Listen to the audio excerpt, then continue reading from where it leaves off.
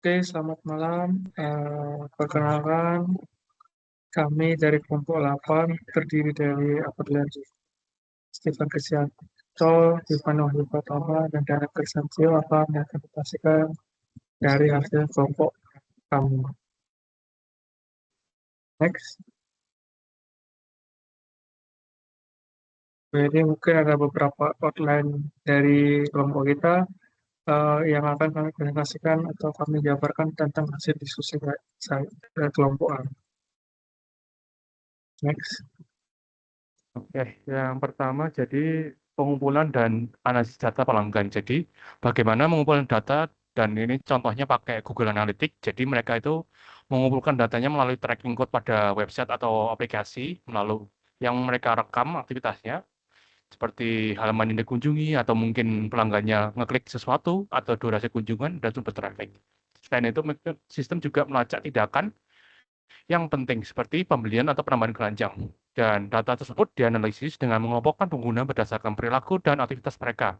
Sistem akan menunjukkan pola seperti halaman yang dikunjungi, sumber traffic, dan tindakan pengguna. Hasilnya nanti dipakai untuk perusahaan untuk mengambil keputusan pemasaran yang lebih tepat. Oke, selanjutnya.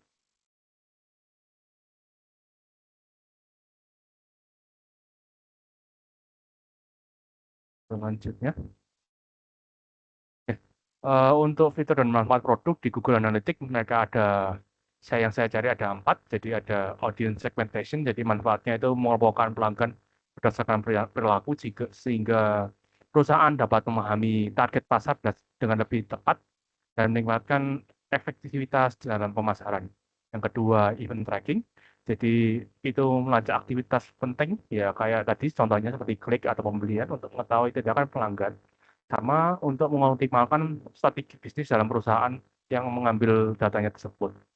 Yang ketiga, jadi kayak funnel analysis. Jadi mereka itu menunjukkan proses pembelian pelanggan dan membantu menemukan bagian yang menjadi hambatan atau mungkin jadi seperti drop off seperti itu. Dan yang terakhir, predictive analytics. Jadi mereka menggunakan machine learning. Jadi itu manfaatnya buat memprediksi perilaku pelanggan seperti kemungkinan membeli atau churn seperti serta mendukung pengambilan keputusan berbasis data.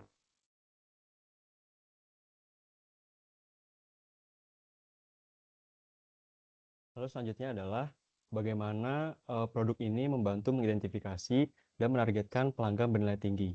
Atau bisa dikatakan Google Analytics ini dapat menargetkan pelanggan yang bernilai tinggi. Yang pertama adalah mengidentifikasi pelanggan yang bernilai tinggi.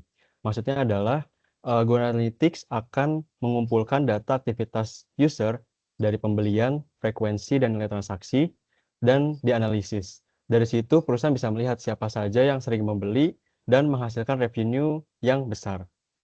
Dalam mengidentifikasi pelanggan bernilai tinggi, juga perlu dilakukan untuk menentukan customer lifetime value.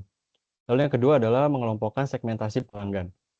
Google Analytics memungkinkan pengguna atau segmen audience untuk dikelompokkan, mana yang user dengan total pembelian tertinggi dan kelompok user yang sering kembali. Yang ketiga adalah menargetkan pelanggan bernilai tinggi. Artinya adalah jika sudah dikelompokkan berdasarkan total pembelian tertinggi misalnya, maka Google Analytics bisa memberikan perlakuan yang khusus bagi kelompok tersebut. Misalnya user yang sering membeli diberikan promo eksklusif, dan jika ada user yang sudah lama tidak membeli akan diberikan promo-promo seperti iklan.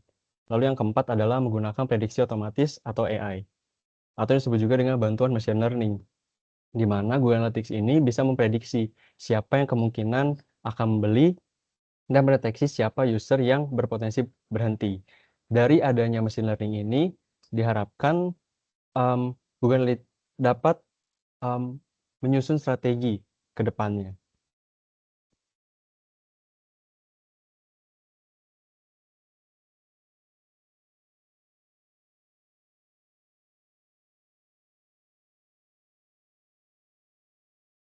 Oke, jadi Google Analytics ini tuh sudah menerapkan teknologi machine learning. Nah, berdasarkan informasi yang didapat, machine learning di Google Analytics ini tuh bisa secara otomatis memberitahu tentang tren penting dalam data yang kita ada. Contohnya, produk dan melihat misalnya kenaikan permintaan kebutuhan pelanggan baru. Nah, selain itu, alat ini juga bisa memprediksi churn rate dan juga potensi keuntungan yang bisa didapatkan dari pelanggan, yang dimana churn rate dan keuntungan adalah komponen atau elemen yang bisa digunakan untuk menghitung CLV atau Customer Lifetime Value. Sehingga dengan adanya informasi tersebut, bisnis bisa mendapatkan informasi dari data-data, insight-insight yang baru, yang lebih komprehensif, sehingga bisa membantu bisnis untuk mengambil keputusan yang lebih baik, menyusun strategis untuk misalnya keputusan investasi atau menyusun strategi bisnis agar yang lebih efektif dan efisien untuk meningkatkan ROI-nya.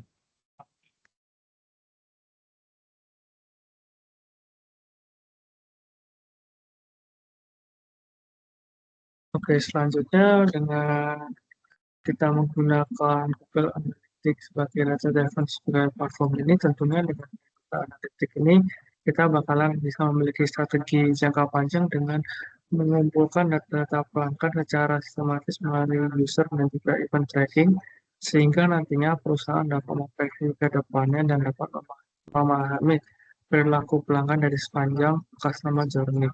Nah, dengan data yang didapat oleh sebuah perusahaan, tentunya bisa dapat dianalisis melalui identifikasi customer lifetime value berdasarkan dari histori berbelanja mereka, dan juga berdasarkan dari seberapa seringnya interaksi iklan atau media interaksi user dari platform mereka.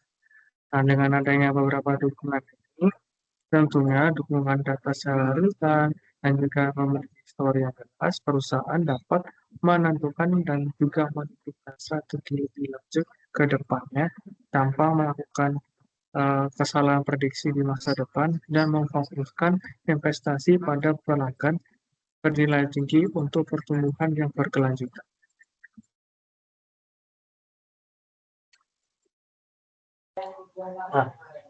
Berdasarkan fitur-fitur yang sudah disebutkan tadi, fitur yang paling cocok untuk personalisasi penawaran kepada pelanggan yang kami pilih adalah event tracking, karena pendekatan ini juga sudah lumayan efektif untuk personalisasi penawaran, karena kan menggeser ke terfokus kepada pelanggan dan mengumpulkan data-datanya yang dibutuhkan untuk menawarkan produk yang cocok untuk pelanggan tersebut.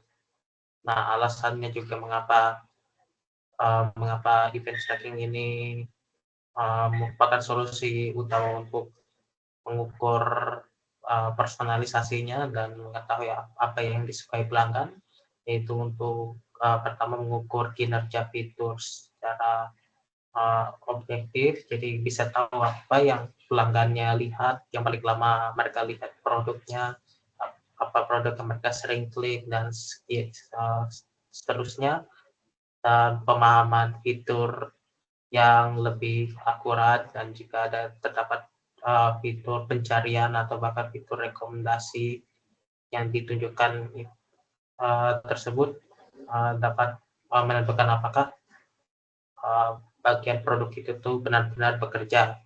Dan selanjutnya itu untuk mencegah penawaran yang tidak relevan. Jadi sama sekali tidak sembarangan menawarkan produk-produk yang atau penawaran-penawaran yang tidak dibutuhkan atau tidak disukai oleh pelanggan, dan pada akhirnya juga tidak akan mengganggu pengalaman pelanggan selama mereka menggunakan layanannya. Dan selanjutnya itu untuk jika mengidentifikasi titik lemah atau friction points, yang di sini kita bisa mengetahui di mana pelanggan titik-titik di mana mereka menyerahnya pada suatu bagian. Gitu.